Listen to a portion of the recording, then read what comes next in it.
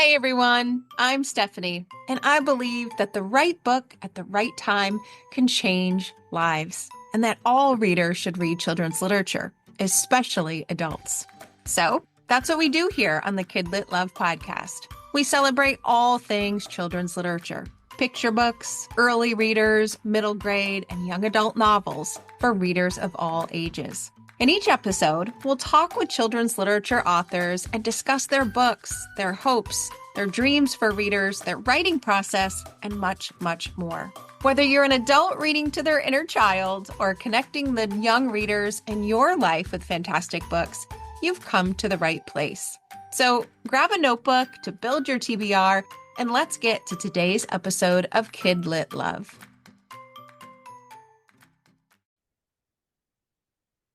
Hey everyone, welcome back to another episode of the KidLit Love podcast. I'm Stephanie Affinito, your KidLit loving host, inviting you back to another bookish conversation with a children's literature author.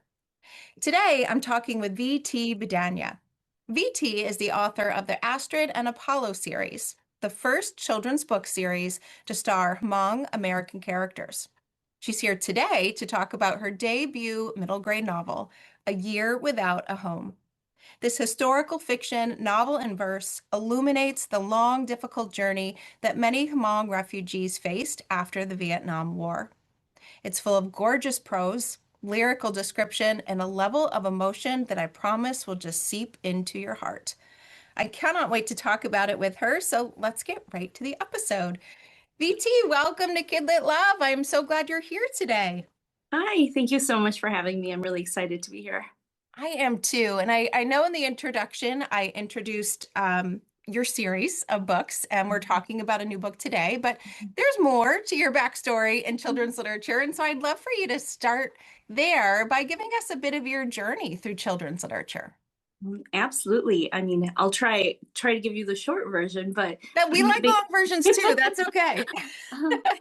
Basically, I just grew up loving books and reading all kinds of books all the time. I mean, even before I learned how to read, I loved hearing stories. I'm Hmong, like my characters, and for a long time, Hmong people didn't have a written language. So most of our history, well, all of our history basically was passed on orally. So we have the oral tradition in our culture. So because of that, storytelling is a big thing. And I remember just growing up and hearing stories being told all the time, whether they were folk tales or magical stories or just stories about our life. So I grew up listening to that a lot. And then when I learned how to read, I really got into books, and I just loved all kinds of books, picture books, chapter books, middle grade novels.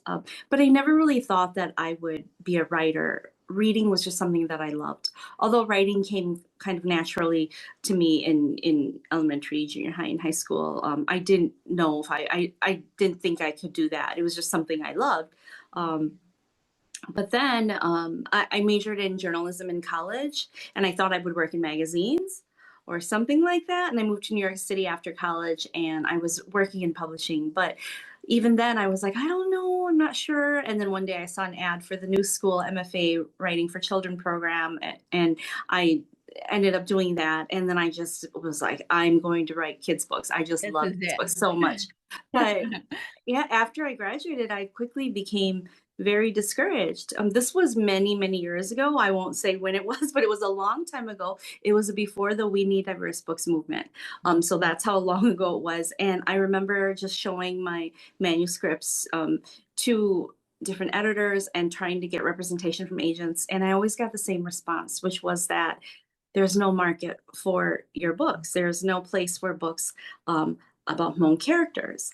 Now, like I said, keep in mind, this was a very long time ago. So diverse books were not really a thing. There were very few published books about with Asian or Asian American characters. And also this was in New York City, where there is not a big Hmong community. And I grew up in the Midwest. I grew up in Minnesota, where there is a big Hmong population. Cities and states that have big Hmong communities, such as the Midwest and California, like California, Wisconsin, Minnesota, tend to have bigger Hmong populations. So I think the general public is more familiar with Hmong people. But in a place like New York City at this time, people didn't really know what or had ever heard of Hmong people before. So I got a lot of rejections. I didn't get a lot of support. It was really discouraging. And I know it's like that way for many writers, regardless of who your characters are, what you're writing. I know it's difficult, but for me, because I just kept hearing that nobody's going to read this, we can't sell this, I just kind of stopped writing. And I decided to just maybe not think about it anymore, even though I had that MFA and all those student loans. And then, I got married, had kids, and I just like focused on being a mom and things like that. And I didn't think about writing for a long time until I moved back to Minnesota, where I grew up a few years ago. I was living on the East Coast with my husband and kids, and then we moved back to Minnesota, where I grew up. I wanted to be near my parents, and and then I just for fun, I started working part-time in the schools. And then I was around these little kids who were reading all the time. And then I started getting inspired again. And so then I thought, it's been a really long time since I tried, querying, trying to get representation, trying to get published. Maybe I'll try again. And I was actually working on a book about Hmong folk tales. And I was working with an editor, someone I submitted to directly without an agent. And as publishing is very slow, so it was taking a long time to just communicate with her. But she said she was interested in my work, and then at the last minute, I pitched this idea. I said, I do have an idea for a realistic fiction chapter book series about, just a modern contemporary twin brother and sister, or at the time, I think they weren't even twins. They were just brother and sister, just daily adventures, slice of life adventures. And they said, we want to see it. And then that became the book that they published. That became Master and Apollo. So that was sort of like my debut into publishing. And then from there, I got an agent. But what I really wanted, and I love those chapter books. They're early readers. They're for kindergarten through third grade. They've been really fun to write. There are 18 of them, and they're really popular with the kids and the librarians in the schools. And it's been really fun, but my heart has always been in middle grade. Those are the books that I loved growing up, books like Charlotte's Web, everything, by Beverly Cleary, Judy Woon. Those are the books that really, really stood out to me. So those were the ones I wanted to write. I hadn't thought of anything else yet. I had so many ideas, but I hadn't really been working on anything until a few years ago when middle grade verse novels became so popular, and there were so many published, and I just couldn't, I got my hands on all of them. I just love reading books, as I said, and I love middle grade. So I started reading a bunch of middle grade verse novels, and I just fell in love. They were so beautiful. They were so powerful. Books like Love, Love by Victoria Chang, anything by Reem Faruqi. I love Unsettled the most, but anything she writes is just beautiful. Of course, books by Jasmine Warga, just all of the verse novels that were coming out. I was reading all of them, and I just felt so inspired to try writing a verse novel, even though I don't have a background in poetry and I've never formally studied poetry. I didn't write poetry. I didn't write it in college or during my MFA at all. But I was like, what if I try writing this? So then I wanted to write a verse novel like the ones I was reading, but I knew that I wanted the story to be, I wanted it to be really powerful the way that these stories that I read were. A lot of them did focus on protagonists who were immigrants, who were coming to the US and then maybe assimilating and dealing with racism, discrimination, and things like that. But the book that I wanted to write, I wanted it to not so much focus on what happens once you get to the US. I wanted to talk about the journey before, what happened before you come to the US. So that's how I ended up writing about my family. My family's here in the refugee camps right after the Vietnam War, when the Laos fell to the communist takeover, and then our family escaped. We lived in refugee camps in Thailand, and then right before we come to the U.S. So that's what I ended up writing about. That's kind of how it all happened. So that's sort of my publishing journey, the condensed version. I love it. Well, and we love long versions of all of those stories. I feel like just knowing how hard sometimes an author has to work, how much faith and courage and yes, grit they have to have in order to get that book into our hands. It makes me especially appreciate it more. And I couldn't help but think, early on in your journey as your books, your ideas, your manuscripts were getting rejected because there wasn't a market for that. And that was who you were. I mean, that must have been a very emotional time as well as a frustrating one in the publishing industry as well. Like my heart kind of went out to you at that point, and thank goodness you looped back and did not give up.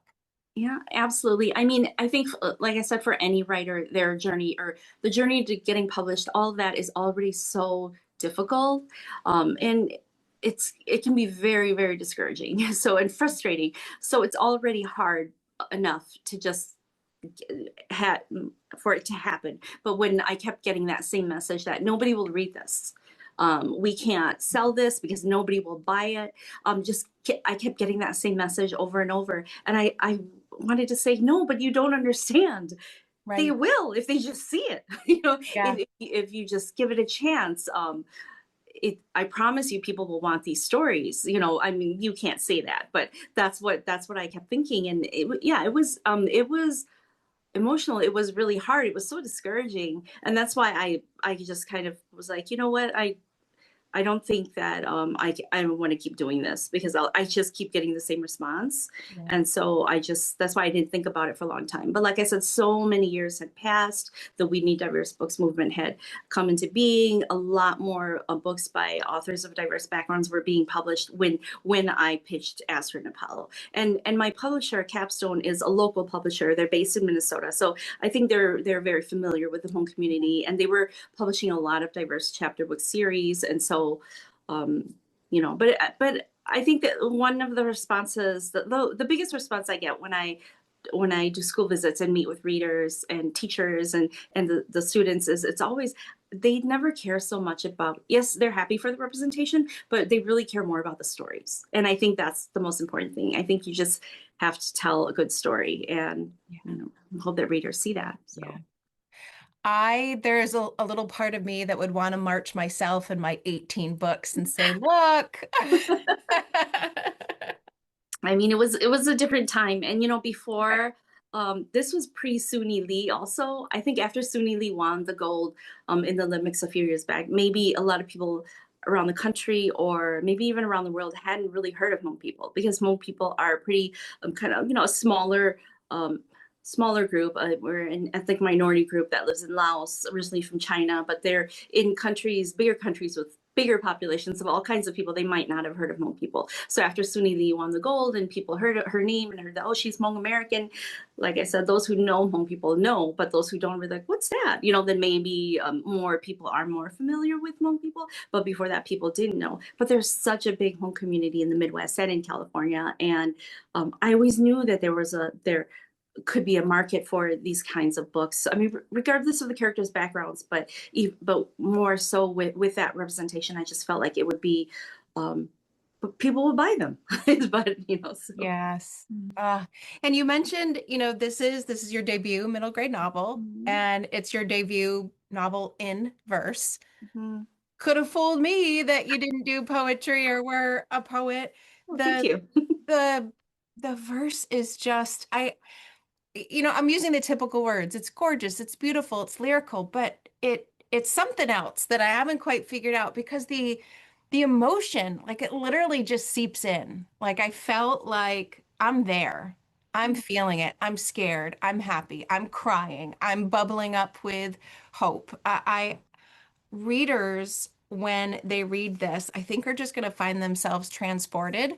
both because of the language you use for the beautiful descriptions, which we need to talk about too, but just feeling that emotion in a way I think only verse can Mhm. sometimes make you feel. And I Yes. of course am curious of that difference and that distinction between writing those early chapter books in a more narrative kind of prose and letting yourself run free with this verse.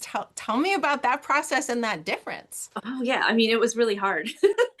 First of all, I mean, so let me back up a little bit. When I was working on my MFA in graduate school, my focus was actually in YA, young adult. I was really into young adult, and I was actually writing young adult romance and like dystopian, you know. So that was my thing, and it wasn't until much later on when I was, you know, I love all different reading levels for kids books, but when I was reading a lot of these chapter books, that I really got into them, and I loved writing that. But I had written so many at that point, I felt like I was in the head of a third grader or a second Right. grader. That was the way I was thinking. Short sentences, very few descriptions. It was kind of hard to make that switch back into writing for a little older. But like I said, I had read so many middle grade verse novels that they really inspired me. Yeah. And then yeah, I just had to make the switch. I was older. I was 11 now, not 8, and be a little bit more mature, but not too mature.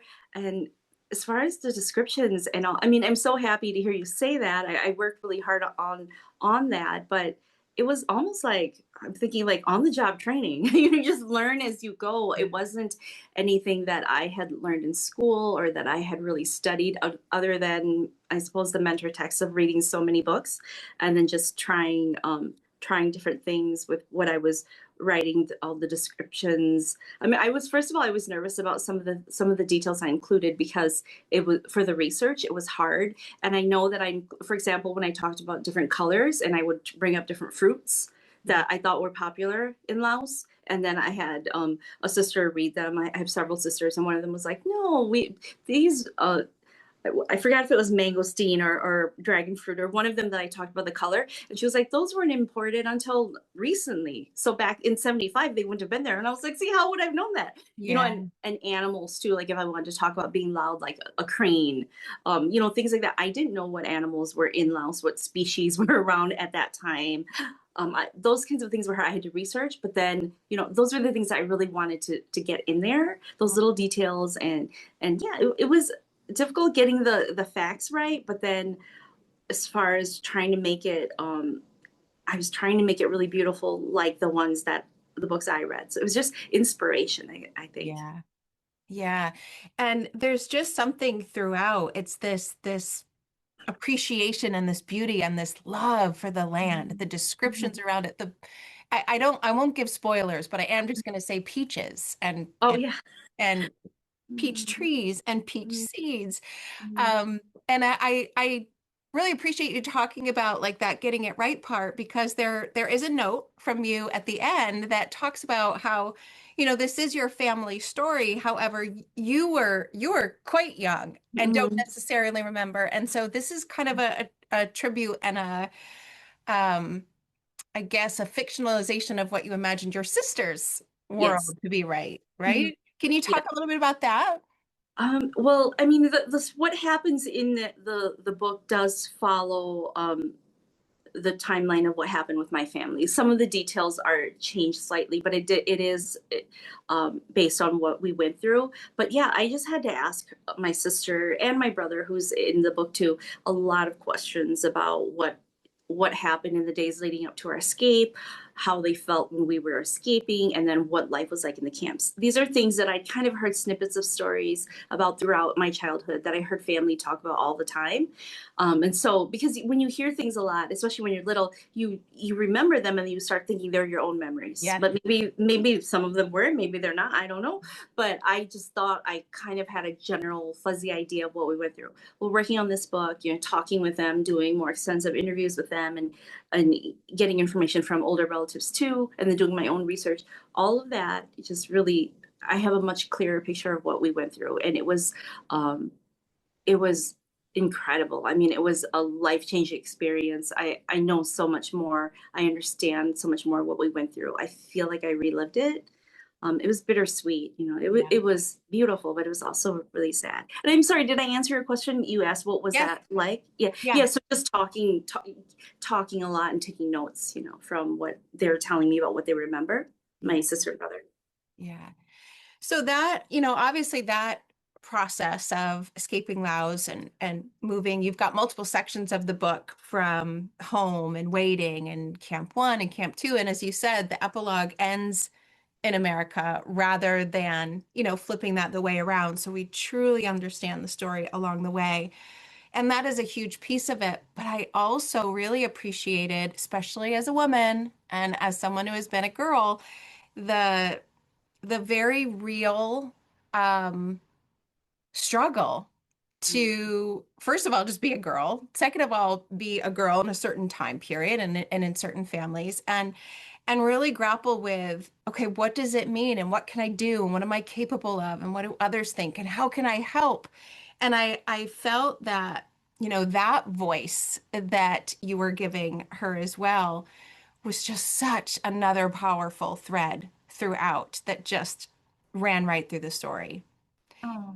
Is that something that was that planned as well? I'm curious of, especially in verse, which is a different, medium and feels more freer to follow.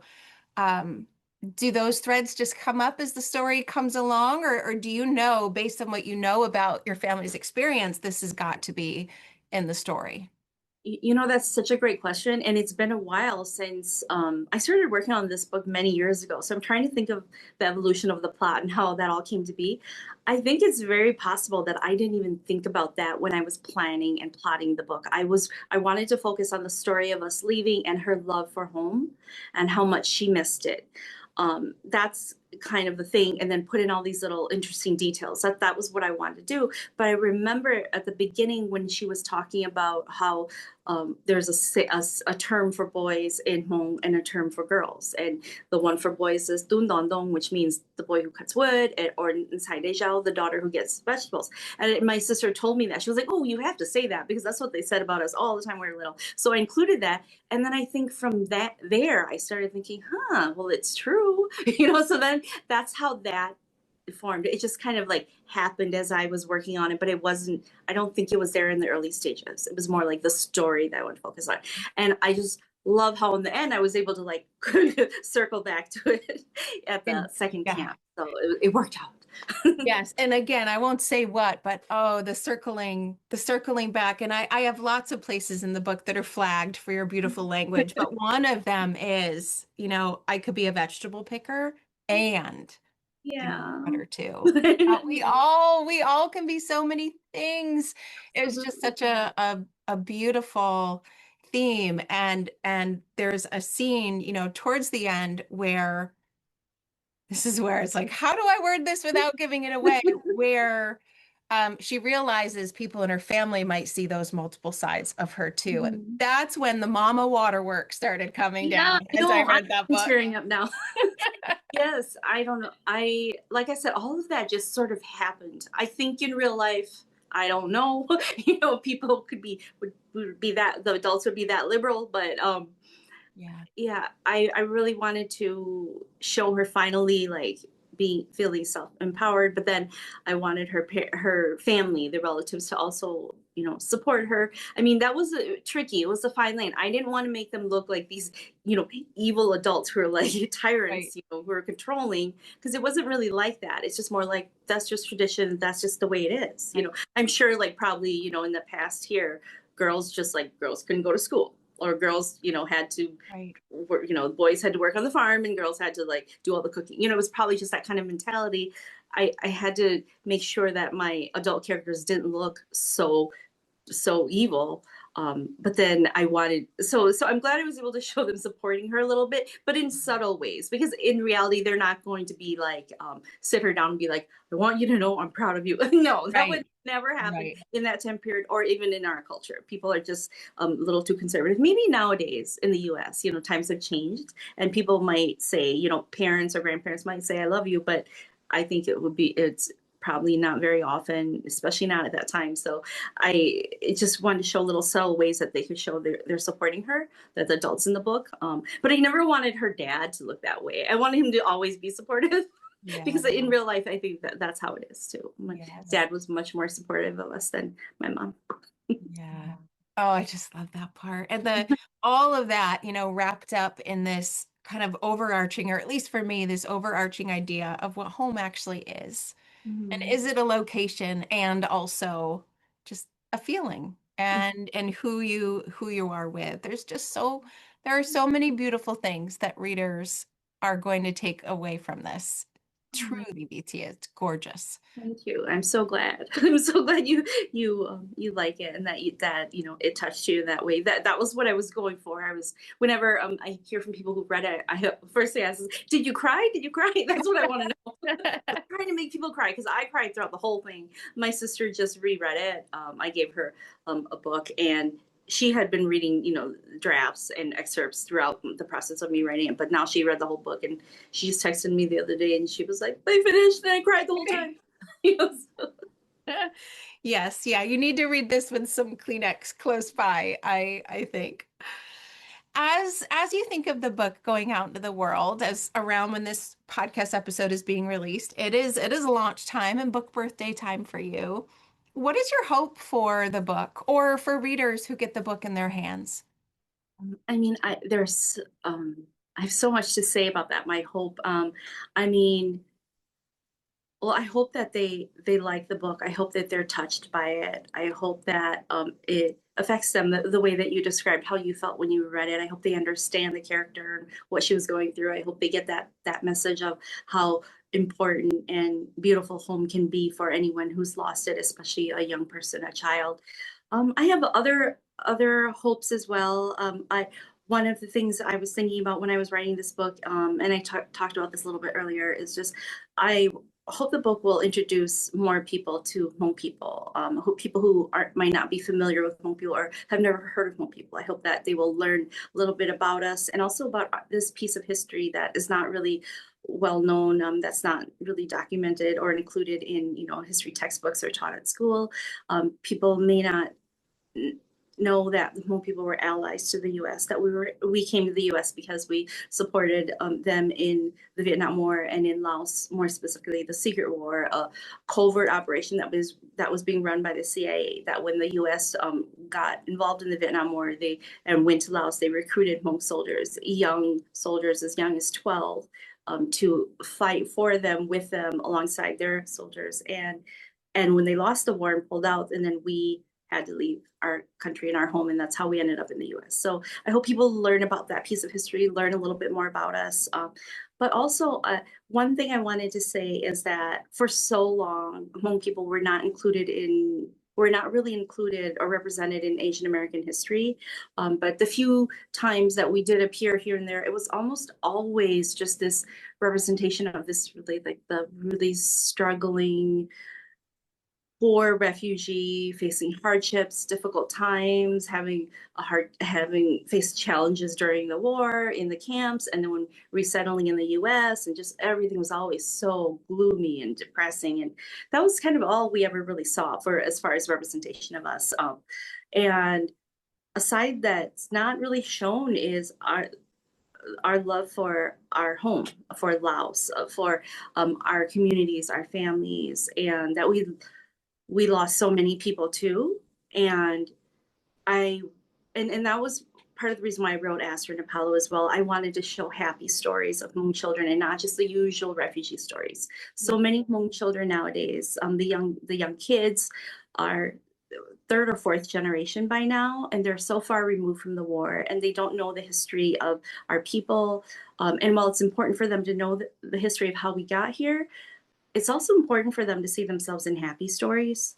And if they get to see white kids or kids of other backgrounds in these happy, fun stories, they deserve to see themselves in happy stories too. And they shouldn't always have to just see themselves as the refugee. So that's why I wanted to write Aster and Apollo. For this book, I wanted to present, like I said, a more fully dimensional picture of Hmong people. And yes, there are sad parts in this book. And yes, it talks about the war and about the refugee camps and being a refugee and loss. But instead of just being the usual refugee story, I hope that it's a human story. Mm-hmm. And I hope that readers will read it and learn about something they might not know about, but also just see that, there's these feelings of maybe being a girl in a patriarchal culture, or just finding your voice or finding your strength, that these are universal themes. And that's my hope for it. One last hope, I know I have a lot of hopes for this, is I hope maybe the book can give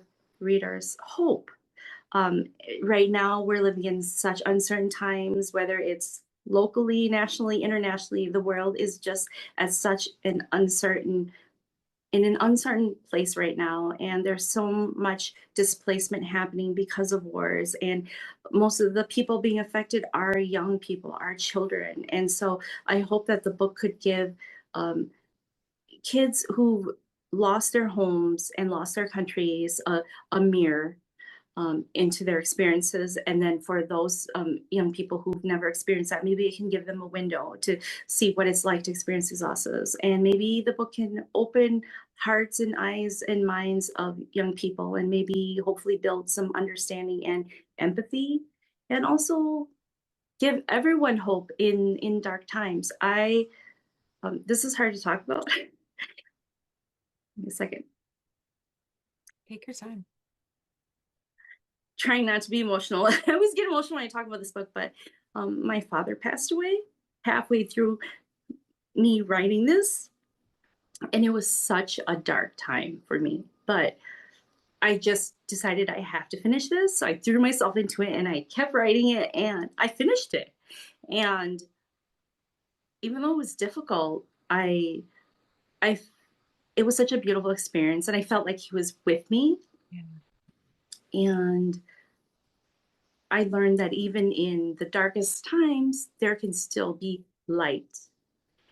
And so I hope that, again, I hope there's that the book can maybe show readers, that young readers, older readers, all kinds of readers of different backgrounds and ages, that yes, there can still be beauty and light and hope even in the hardest, most difficult times. Mm-hmm.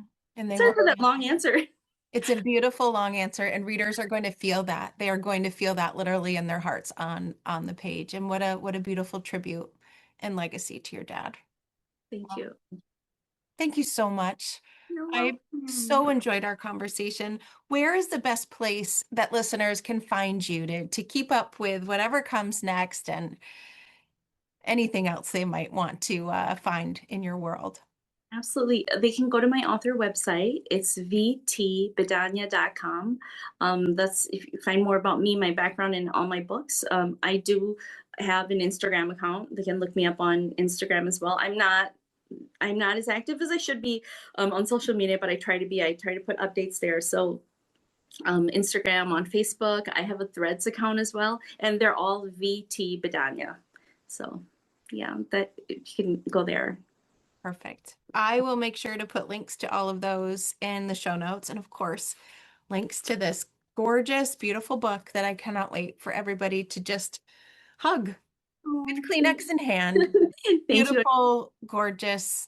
The world will be a better place because of it. I truly adored it. Oh, thank you so much, Stephanie. I'm so glad you liked it. That was what I was hoping for. I Yeah. just want readers to enjoy it and also maybe cry a little. Yeah. So, Well, mission accomplished there for sure.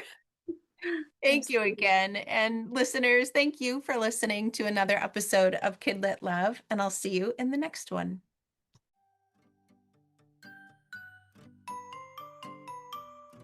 Thanks for listening to today's episode of the KidLit Love podcast. You'll find links to all of the books, resources, and ideas mentioned in the show notes and at alitlife.com. You'll also find KidLit Love on Substack. That's where you'll find posts for each episode, monthly KidLit roundups, and an invitation to join my summer book club and go deeper into the world of children's literature. And if you loved this podcast and want more, you might like to listen to my other podcast called Get Literate. It's a podcast that explores all things books and reading, notebooks and writing to build a life you love. One more thing. If you love what you listened to today, please take a moment to rate and review the podcast, or take a screenshot of the episode and text it to a friend. This helps the podcast grow and builds our bookish community of KidLit Love. Thanks for listening.